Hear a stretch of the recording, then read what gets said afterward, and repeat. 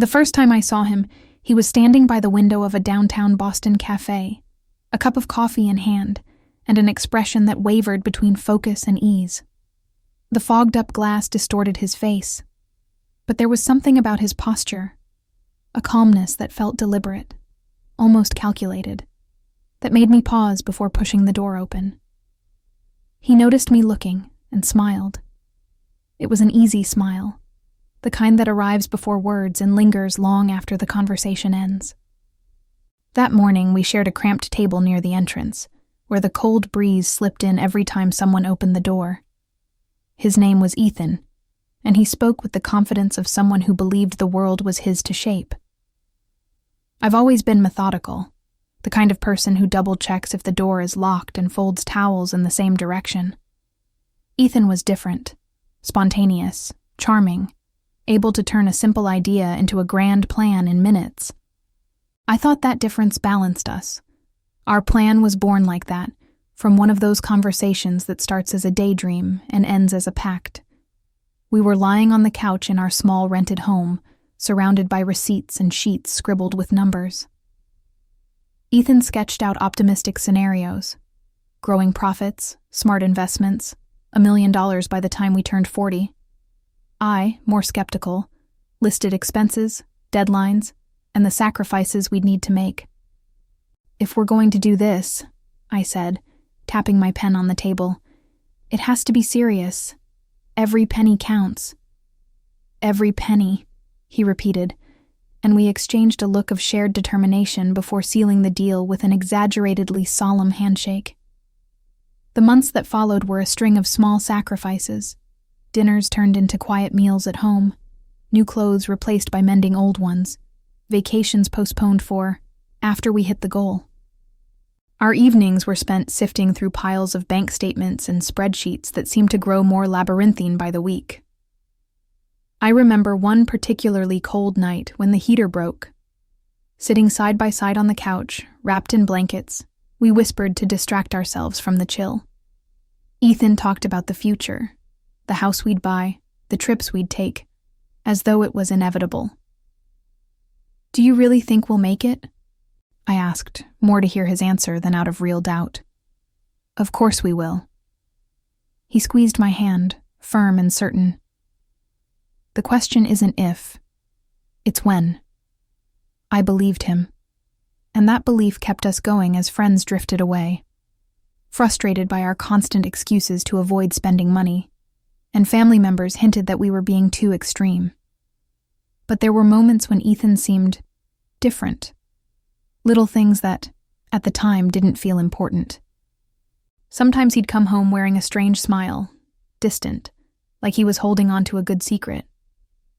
Other times, he postponed important conversations, saying we'd talk later, as if he were always one step ahead, but alone. One night, I came home to find Ethan at the table, surrounded by papers that he quickly shoved into a folder the moment I walked in. "What's that?" I asked, pointing to the papers. "Nothing, just some adjustments I had to make to the accounts." He said it with the same calm that had drawn me in when we first met, but this time there was something else, a slight hesitation that hung in the air. I thought about pushing for answers, but I didn't want to sound paranoid. I trusted him. After all, everything we were building was for us. It wasn't until later, while clearing the table, that I noticed a sheet of paper tucked beneath a stack of magazines. Scribbled on it was a string of numbers, a bank account I didn't recognize. I assumed it was some technical detail, maybe a new investment he hadn't had time to explain. I folded the paper and tucked it into my pocket, deciding to ask him about it later. That night, as Ethan slept beside me, I found myself thinking back to our first conversation in the cafe, to his smile, and the way he made everything seem so simple. At the time, I hadn't realized that things that seem too simple often conceal complexities that only reveal themselves when it's too late. The changes were subtle at first, so small that if I hadn't been so deeply involved in our financial plan, I might not have noticed them at all. The first signs came in the form of excuses that felt just a little too rehearsed. Ethan started coming home late, claiming he'd been at meetings with people who could help speed things up. He never mentioned names, just vaguely referred to investors, financial agents, people who knew how to make money grow fast. "Don't worry," he'd say, kissing my forehead before heading out. "I just want us to get there sooner." At first I believed him. I wanted to believe him. But then came the oversights, receipts that never made it into our spreadsheets, expenses he claimed to have covered, but that never appeared in our records. When I asked, he would flash that same easy smile, the one that once reassured me, and dismiss it as nothing. "I already took care of it, babe," he'd say, closing his laptop, as though that ended the conversation. I let it go. The plan was still on track, and I didn't want to sound ungrateful or controlling, but as the weeks turned into months, those gaps became harder to ignore. One evening, while going through our records, I realized I no longer had access to our main account. When I asked Ethan about it, he shrugged like it was no big deal. "I changed the passwords," he said casually, "just to keep our money safer. You know how unreliable these online banking systems can be." "Then why didn't you tell me?" I asked, my voice sharper than I intended. He smiled, that same automatic, almost rehearsed smile, and replied with irritating ease, "Because I knew you'd freak out over nothing." This time I didn't let it go. "Nothing? This is our future, Ethan. This isn't just nothing." He sighed, exasperated, like I was being dramatic. "I'm trying to protect us," he said flatly. "I control the accounts because we can't have two people messing with the numbers all the time." "Messing with the numbers?" I repeated, almost laughing in disbelief. "This isn't some game, Ethan. This is years of our lives. You can't just make decisions like that without telling me." "Maybe that's the real problem," he snapped back. "You can't stand not being in control. It's always your obsession with every penny." "My obsession?" My voice was quieter now, but sharper, colder. "Are you hiding something?" He laughed. Not a real laugh, but that breathless, bitter kind that turns humor into a weapon. "Me? Hiding something?" He shook his head like I was impossible to reason with. "You know what? I think you're getting paranoid. You're starting to lose it." The word hit me hard. Paranoid. I stood there as he grabbed his keys and left for yet another one of his mysterious meetings. The doubt started to bloom inside me like a crack in a wall. Slow, yet impossible to ignore. The next morning, Ethan left early. I stayed home, sitting at the kitchen table for hours, poring over our old spreadsheets, desperately trying to find a pattern, a missing piece, anything that would make sense of the feeling that something was deeply wrong. Nothing added up. And then, while tidying the table, I found it, a loose sheet of paper buried beneath a stack of magazines. In the corner of the page, scrawled hastily in Ethan's handwriting, was a string of numbers, a bank account I didn't recognize. I stared at those numbers for a long time, the paper cold and stiff in my hand. Something inside me, something I'd been trying to silence for weeks, finally surfaced. I wasn't being paranoid. I was being deceived. He disappeared on a Tuesday. I remember the morning with unsettling clarity, not because of anything dramatic or unusual, but because of how painfully ordinary it was. The scent of coffee brewed too early, the muffled sound of the TV murmuring financial news, the pale morning light spilling across the kitchen floor. Nothing seemed different. Nothing warned me that he wouldn't be coming back. I left for work as usual, and when I returned, the silence inside the house felt heavier, more deliberate. At first, I didn't think much of it. I assumed Ethan was still at one of those endless meetings that had become so frequent. But as the minutes stretched into hours, unease started to set in. I tried calling. His phone rang until it went to voicemail. I sent a text. No reply. Then another. And another. It wasn't until I walked into our bedroom that I understood. The drawers were open, empty. The space where his worn leather briefcase usually sat was now just a rectangle of dust. In the closet, his suits and jackets were gone. The shelves had been cleared with unsettling precision, as if he'd taken his time deciding exactly what to take. I went to the living room, my stomach twisting. The small safe where we kept our documents and cards hung open, empty, except for a single folded note left at the bottom. The message was brief, scrawled in his hurried handwriting. "This is better for both of us." I read those 5 words over and over until they lost their meaning. Better for both of us. As if this were an act of mercy. As if what he had done was somehow a twisted favor. At first, I clung to the irrational hope that he had only taken part of the money, that he'd made some reckless, impulsive decision and would return once he realized his mistake. But no, the accounts were empty. Everything was gone. Every carefully saved dollar, every calculated investment. The small fortune we had spent years building together had vanished, siphoned away into the void. Worse still, the house had been picked clean. He had taken the valuables, the watch my father left me, the painting we bought on our first trip together, even the rug from the living room. As if he had coldly calculated what would sell fastest. For hours, I sat on the edge of the sofa, unable to move, afraid that if I did, it would somehow make the nightmare even more real. When I finally forced myself to act, I did what felt like the only rational thing. I reached for a recent bank statement, and that's when I discovered the final blow.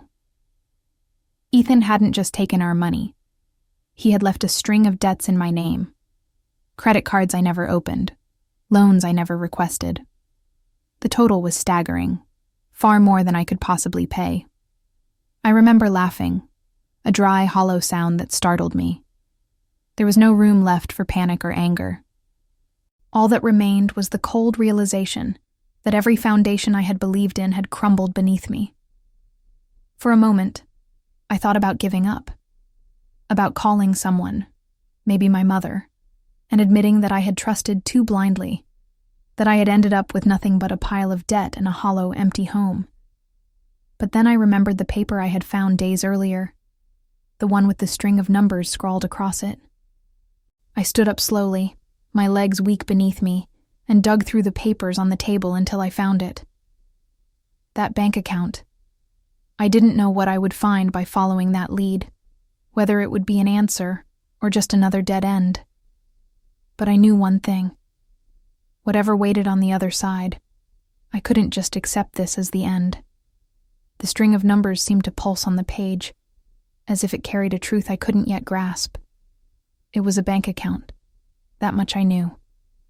The format of the digits, the structure, everything indicated it was legitimate, likely a personal account. The next morning, I sat at my desk with a cup of untouched coffee and started searching for clues. The account belonged to a bank I didn't immediately recognize, a smaller financial institution based in Philadelphia. My first attempt to access any details was frustrating. Without the proper credentials, the account was shielded behind layers of security that seemed impossible to bypass. Still, after digging a little deeper, I uncovered a sliver of information. The account was registered under the name Claire Monroe. I didn't know any Claire Monroe. The name circled in my mind like a puzzle piece that didn't fit. I tried to recall if Ethan had ever mentioned her. Maybe a colleague, an old friend, someone from his past. Nothing. The following day, I drove to the bank. The branch manager was a thin man with wary eyes who seemed determined to avoid getting involved. I tried to be firm, but he kept repeating that he couldn't reveal confidential information. "I understand," I said, swallowing my frustration. "But this account is tied to my husband's name. He's disappeared. I just need to understand what happened." He hesitated. I think he saw something in my face. The exhaustion, the desperation. And for a brief moment, his tone softened. "I can tell you this account has received recent deposits," he murmured. as if afraid someone might overhear. Several large ones. How large? He hesitated again. Somewhere close to $500,000. My breath caught in my throat. $500,000. You mentioned your husband disappeared, he said cautiously. Can I ask? He took everything, I said, my voice flat, and left me with a mountain of debt. The manager said nothing, just cleared his throat awkwardly. This Claire Monroe, I began. Can you at least tell me who she is? I'm sorry, he said quickly. That's beyond what I can share. But that brief exchange told me more than he realized. He didn't need to say anything else. I knew now that Claire Monroe wasn't just some distant figure. She was close to Ethan, close enough for him to trust her with nearly half of what he had stolen. I returned home feeling like anger and fear were fighting for space inside me. If I'd still clung to the idea that Ethan had acted out of desperation or recklessness, that illusion was now gone. In the days that followed, I became obsessed with Claire Monroe. I combed through social media, public records, and any trace of her I could find. I found her almost by accident. An old photo buried in the archives of a corporate event. Claire Monroe stood beside Ethan, smiling in a way that suggested they shared a private joke. I studied her face for a long time. Dark hair in a sleek cut, sharp features, understated clothes. She looked intelligent, controlled, someone who knew exactly what she was doing. More importantly, the caption beneath the photo revealed that Claire Monroe wasn't just some acquaintance. She was a partner in a financial consulting firm. The last piece of the puzzle slid into place. Ethan hadn't just stolen our savings. He had used my name to conceal his fraud. The debts, the vanished investments. All of it had been carefully manipulated to make me appear either complicit or worse, responsible. The next morning, I met with a lawyer. He listened carefully as I recounted everything. The bank account, the debts, Claire Monroe. His face darkened as he jotted down notes with a gold pen that glinted under the office lights. Recovering the money's going to be complicated, he said after a long pause. But proving you weren't involved, that has to be our top priority right now. I'm not just going to prove I wasn't involved, I replied. My voice was steady, unshaken. I'm going after them. I'm going to find that money. He leaned back slightly, studying me with a look of quiet surprise. I hope you're ready for what you might find, he said. I was. The legal battle was exhausting, like trying to stay afloat in a stormy sea without ever glimpsing the shore. Each document signed, each meeting with lawyers, each explanation repeated over and over was a constant reminder of how meticulously Ethan had torn my life apart. In court, they listed the debts one by one, cold numbers that seemed to weigh heavier each time they were spoken aloud. The judge barely looked at me, as if I were just another careless woman who had lost control of her own finances. But I fought. My lawyer presented the evidence I had gathered, bank statements, forged contracts, and most importantly, the account tied to Claire Monroe. The connection between Ethan and that woman became impossible to ignore. In the end, I proved that I had no direct involvement in the fraud. The most damaging debts were removed from my name, but it brought little relief. The money Ethan and I had spent years building, the amount that was supposed to take us to that elusive $1 million goal, was practically gone. I recovered only a fraction of it, enough to keep me from starting at zero, but far too little to erase the sense that I'd lost more than just money. I had lost time, dreams, and the years of sacrifice we had built together. Shortly after the trial, I sold our apartment. There was nothing there I wanted to keep. Every piece of furniture, every framed photo felt tainted by lies. People tried to comfort me. Friends said what mattered was that I was free, that justice had been served. Some even tried to convince me that Ethan must have had his reasons, that maybe he'd been desperate or hadn't known what he was doing. I didn't want to hear any of it. I let those people drift away.